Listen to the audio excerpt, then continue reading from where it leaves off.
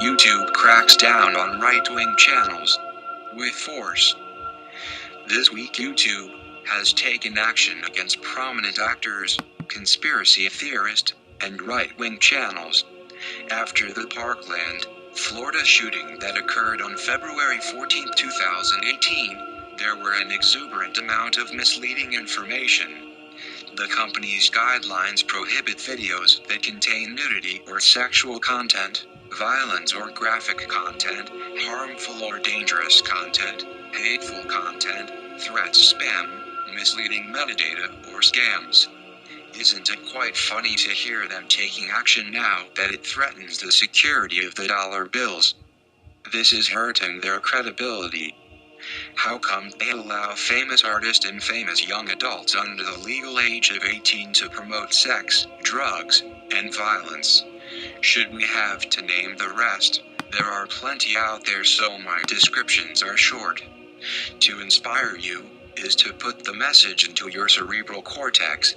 You will perceive it, and trust that love has touched your hearts, and through these words bring peace, happiness, and serenity. YouTube personalities, along with the spread of fake information, is the source to your own destruction. To take one network for its word and forget about every man and his word is true foolishness. Due to these facts in business advertisement, many people know the best way and most efficient way of selling a product is not television commercials, which is another huge avenue. It is word of mouth. How intriguing! Word of mouth spreads like a wildfire. The real news is within all of you.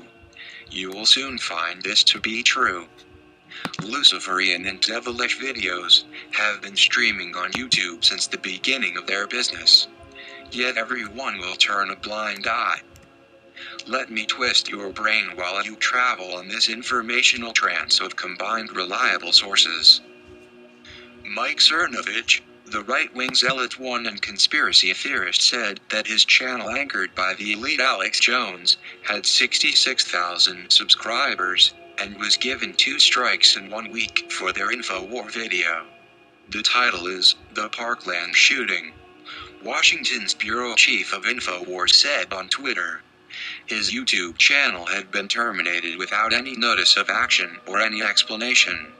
News outlets from The Outline to Breitbart have noted more than a dozen right-wing or right-wing leaning accounts, from classical liberals to neo-Nazis, claiming they have either received strikes or have been banned for an amount of time not specified.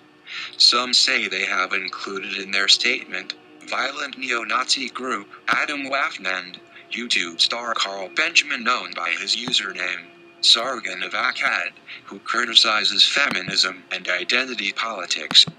Carl Benjamin sent screenshots verifying that he was locked out his Google account. A reason was given to him in a private email stating it looked like it was being used in a way that violates the Google policy.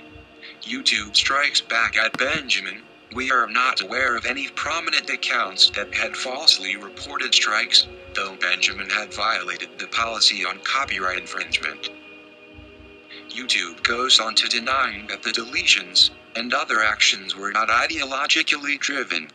They go on by saying accounts that had been banned or disciplined were the most prominent too. Left-wing ideology is flourishing inside Google. YouTube is only an accessory.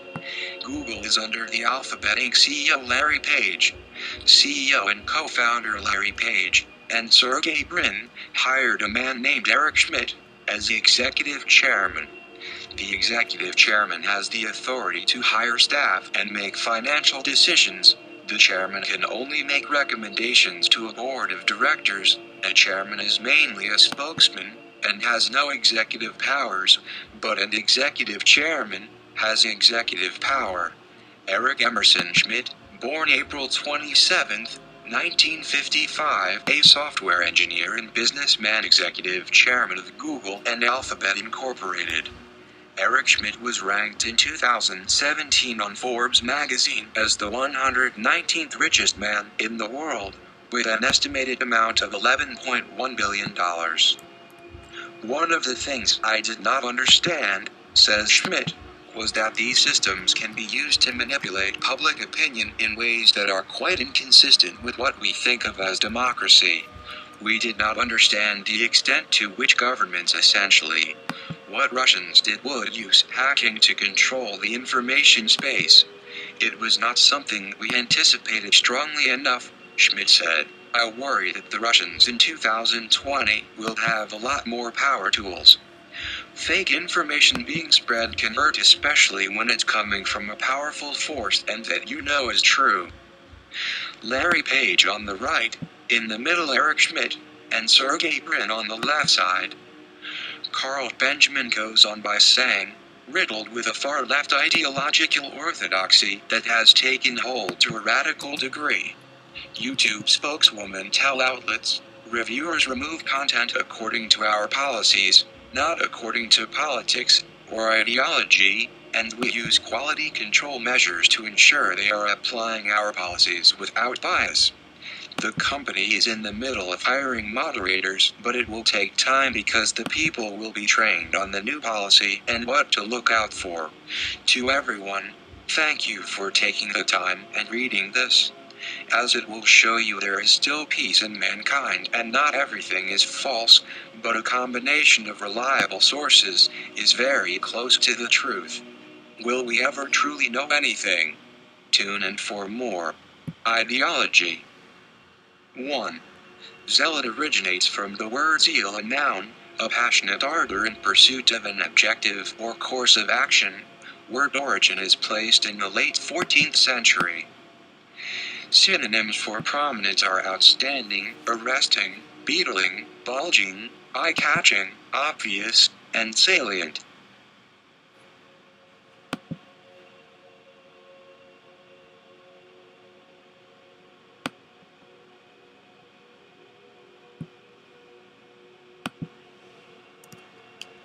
Newton's lunar density estimate. 300 years ago in 1692, an article by Edmund Halley proposed that the Earth was hollow.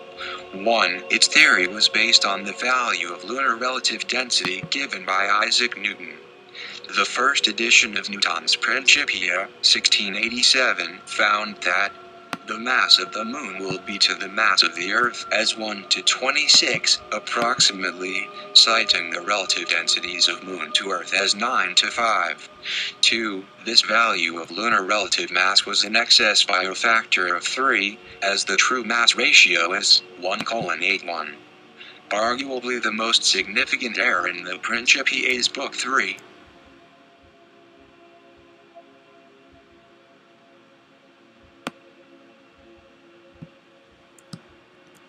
The Antarctic Treaty was signed in Washington on the 1st of December 1959 by the 12 countries whose scientists had been active in and around Antarctica during the International